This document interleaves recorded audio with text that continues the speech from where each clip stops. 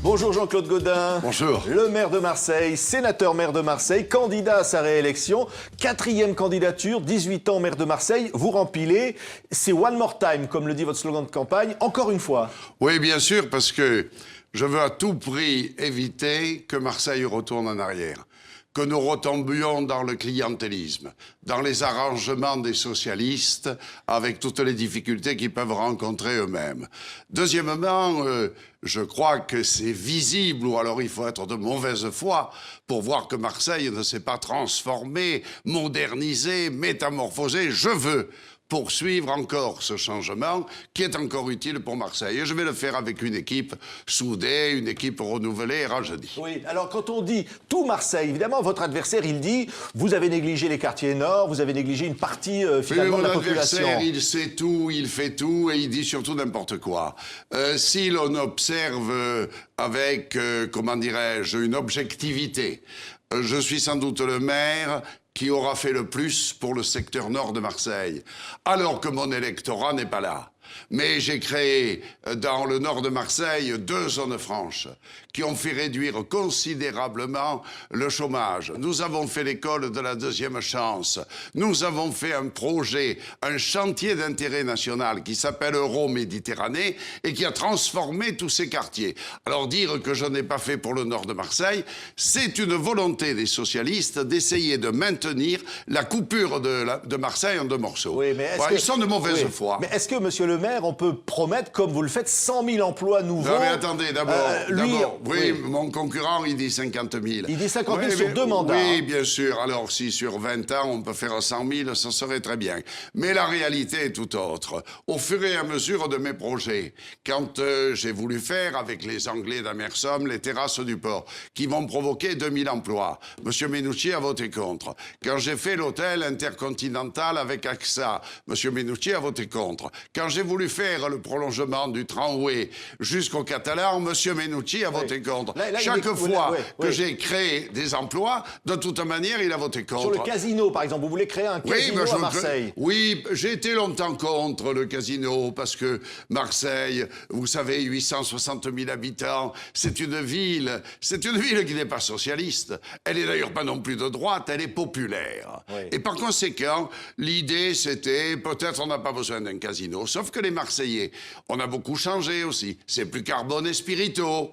Et par conséquent, aujourd'hui, les Marseillais qui veulent aller au casino dépenser leur argent, ils vont à Aix, ils vont à Carry-le-Rouet, ils vont à Cassis. Alors autant, si ça rapporte un peu d'argent dans la fiscalité marseillaise, autant en faire un à Marseille. Alors vous voulez faire une technopole de la mer, par exemple, je crois. Hein, oui. C'est-à-dire, est-ce que c'est ça dont les Marseillais ont besoin? Non, mais les Marseillais, ils ont besoin de tout. Ils ont surtout besoin que l'on fasse beaucoup de choses. Mais vous savez, quand on a fait les technopoles à Château-Gombert, à Lumini, lorsqu'on a amené la recherche scientifique, les laboratoires dans le secteur sud de Marseille, c'est toute ma municipalité qui l'a fait. Par conséquent, nous avons transformé Marseille, c'est nous qui sommes porteurs du changement, et c'est pas les socialistes, mon concurrent. Il est un peu plus jeune que moi. Mais en fait, il est plus ancien dans la vie politique. Il a les méthodes socialistes qu'on avait il y a 50 ans. Détruire, être mensonger et dire du mal de tout le monde. Oui. Mais c'est pas comme ça qu'on fait de la politique. Oui. Alors, il a un ennemi, c'est dans son propre camp, Jean-Noël Guérini, donc qui est le président du Conseil général. Si c'était qu'un, ça se saurait. Oui, alors, il a surtout beaucoup d'ennemis dans son propre camp. Alors, chacun essaie de se faire réélire. D'ailleurs, comme j'observe comment il fait les listes.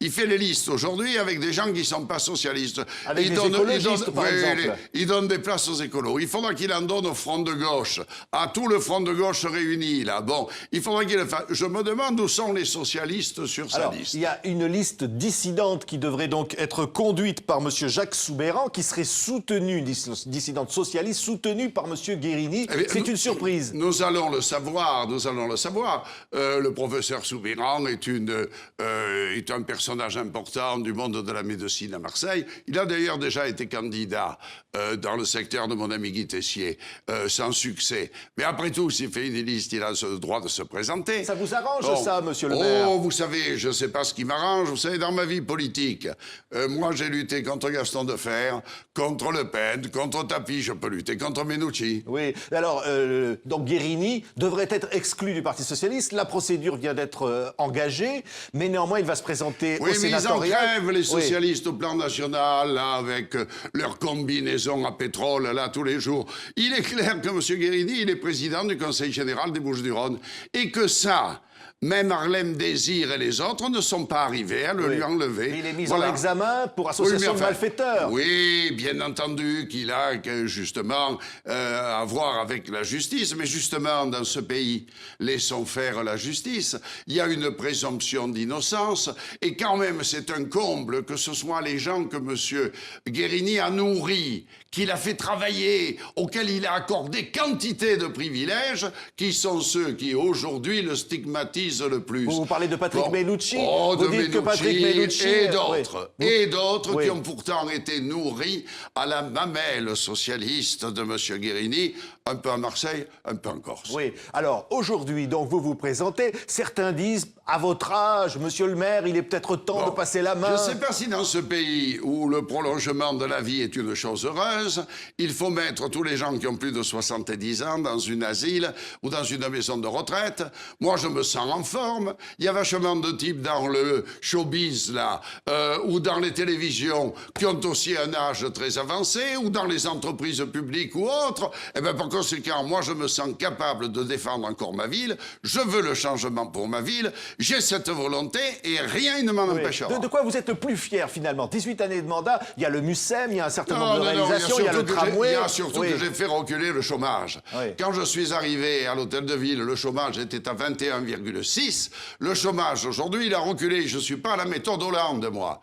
J'avais rien promis et j'ai pas triché et j'ai pas transformé les chiffres pour me donner satisfaction. Ce sont les chiffres réels, voilà. Oui. Mais M. Valls, qui vient d'arriver dans votre ville il y a 2 jours, a dit la délinquance a baissé grâce finalement à l'action de l'État. Alors, à l'action de l'État liée à la municipalité, puisque la chose la plus importante que nous faisons, c'est la vidéoprotection.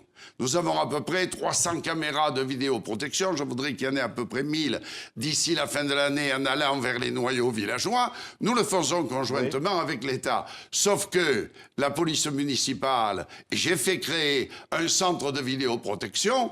Il y a 38 policiers municipaux devant les grands écrans, 24 heures sur 24, 7 jours sur 7. Alors c'est le procureur qui dit mais la vidéoprotection est un élément positif. Eh bien tant mieux, quand même. Je peux être sur la même analyse avec Valls lorsque nous continuerons la guerre contre la drogue, contre les trafiquants de drogue, et que les morts en brutalité sur ce trafic-là, or il y a 48 heures, M. Valls s'était annoncé, il y avait quand même quelqu'un qui était tué dans ces conditions-là. Pour vous, il fait campagne pour votre adversaire, Valls. Ah ben ils ne font que ça. Le Parti socialiste, là, et l'Élysée, et Matignon font une obsession sur Marseille. Ils veulent à tout prix pour camoufler leur échec qui est inévitable ailleurs. Ils essaient, justement, et ils dépassent même un peu les limites. Un, ils viennent faire des promesses insensées pour dans 15 ans, pour dans 20 ans. Deux, ils font marcher l'administration en faveur du candidat socialiste gouvernemental. Je n'ai, dans ma longue vie politique, puisqu'on le dit, jamais vu un gouvernement ne pas respecter la déontologie républicaine. Et pour qui ils se prennent? Merci Jean-Claude Gaudin, candidat à la mairie de Marseille, d'avoir été notre invité.